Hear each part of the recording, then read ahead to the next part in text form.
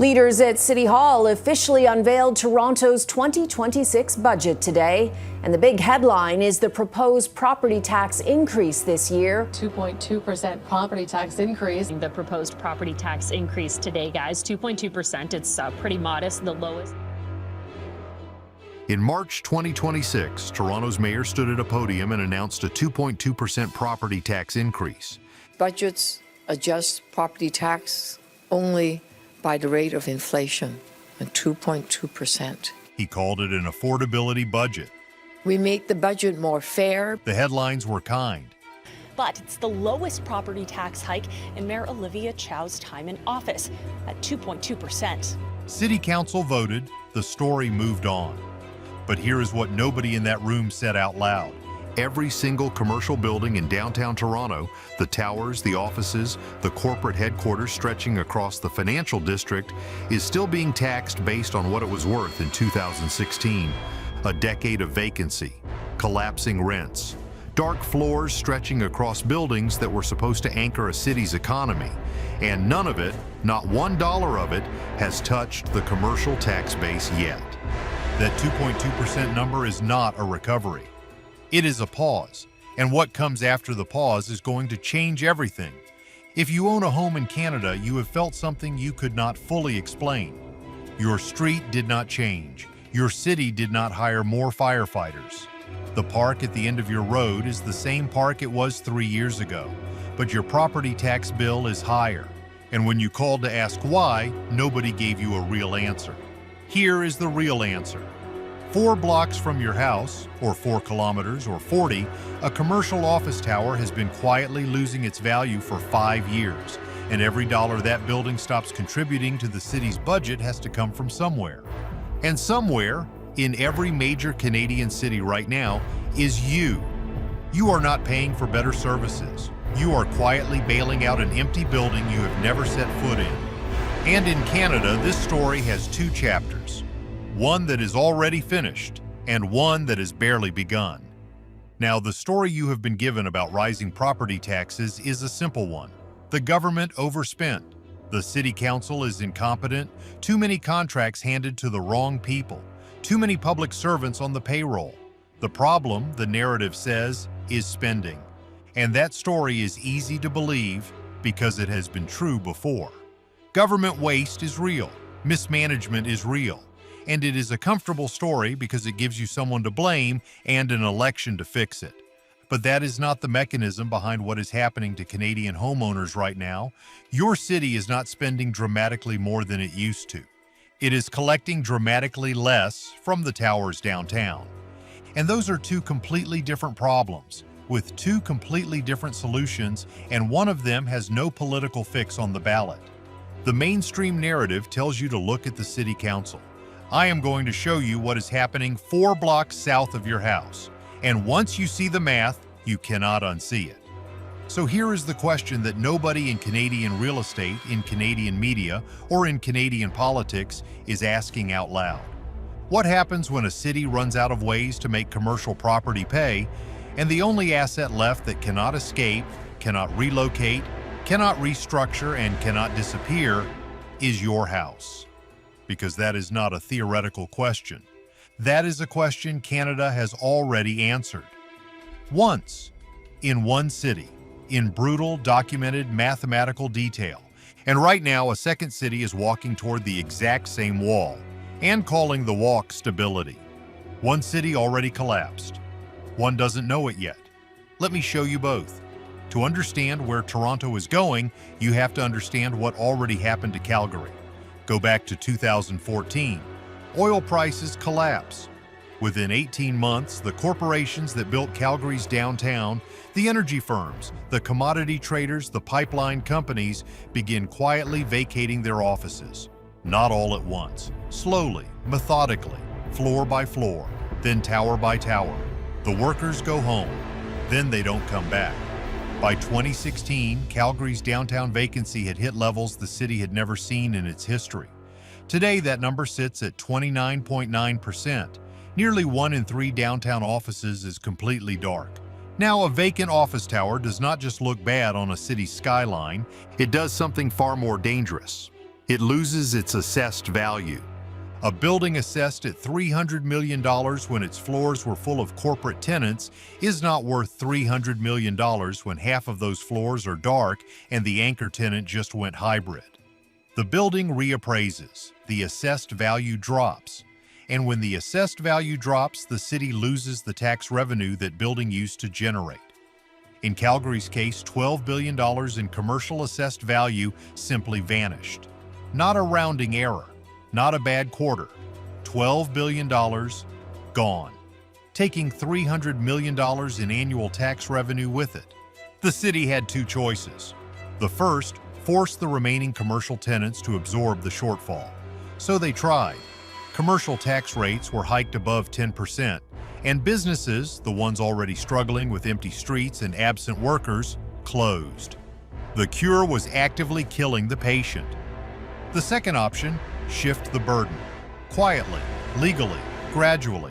1% per year moved from commercial to residential. Calgary chose the second option. In 2024, residential property taxes in Calgary rose 7.8%. Commercial taxes rose just 3.5%. The homeowner absorbed the commercial collapse, not as an accident, not as an oversight, as policy. Here's the formula that no one explains to homeowners, and I want you to stay with it because once you understand it, everything about your property tax bill will make sense in a way it never has before. Total city budget equals residential assessed value times residential tax rate plus commercial assessed value times commercial tax rate. When the city sets its annual budget, it calculates exactly how much money it needs to operate, to run transit, fund schools, keep the lights on. Then it divides that number across two pools of property, residential and commercial. When both pools are stable, the math is invisible. You pay your share. The towers pay their share. The city collects enough. Everyone moves on. But when commercial property values collapse, the equation breaks. The city still needs the same baseline revenue. The commercial pool has shrunk, so the residential pool is mathematically forced to absorb the difference. Not because the city is spending more, because the other side of the ledger is hemorrhaging. The buildings that caused the crisis pay less. The homeowners who had absolutely nothing to do with it pay more. That is the mechanism. That is the silent bailout. And it is not a metaphor, it is cold arithmetic. But it does not stop there, because empty offices trigger something that researchers call the urban doom loop. And once it starts, it feeds itself. Empty offices mean fewer workers downtown during the week. Fewer workers mean the lunch restaurants close, the dry cleaners close. The coffee shops that survived on 5-day commuter foot traffic lose their entire customer base. The ground floor of the financial district goes dark. Dead retail means collapsed transit revenue. Collapsed transit revenue means fare hikes or service cuts. Service cuts make the downtown core less attractive to corporate tenants. Less attractive downtown means more companies leave. More companies leaving means more vacancy. More vacancy means lower commercial assessments. And lower commercial assessments mean the city needs even more money from the residential suburbs. The loop feeds itself. And in Calgary, that loop has been running for nearly a decade. Here is where it gets critical. Non-residential properties in Calgary now make up just 15% of the city's entire assessment base, but they pay 46% of total property taxes. A ratio of over 4 to 1. The province of Alberta has set a legal ceiling at 5 to 1. Calgary is almost there, and its vacancy rate is still 29.9%.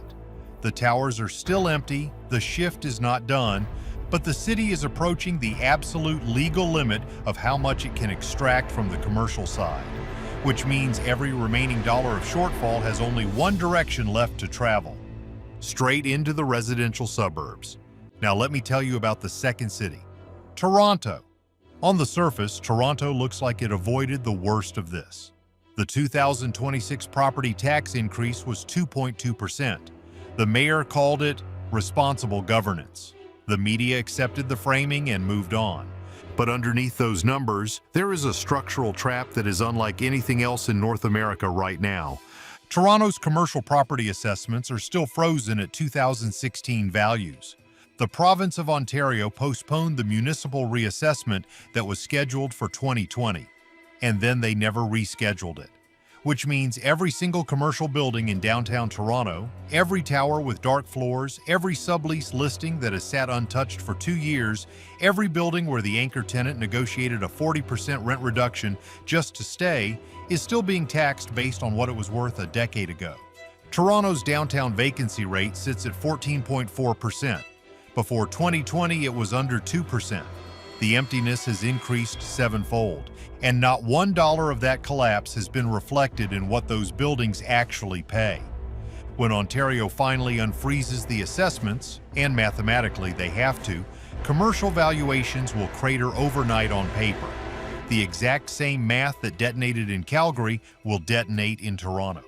The residential share of the tax base will spike, not because homeowners got richer, because the commercial buildings finally got reassessed at what they are actually worth.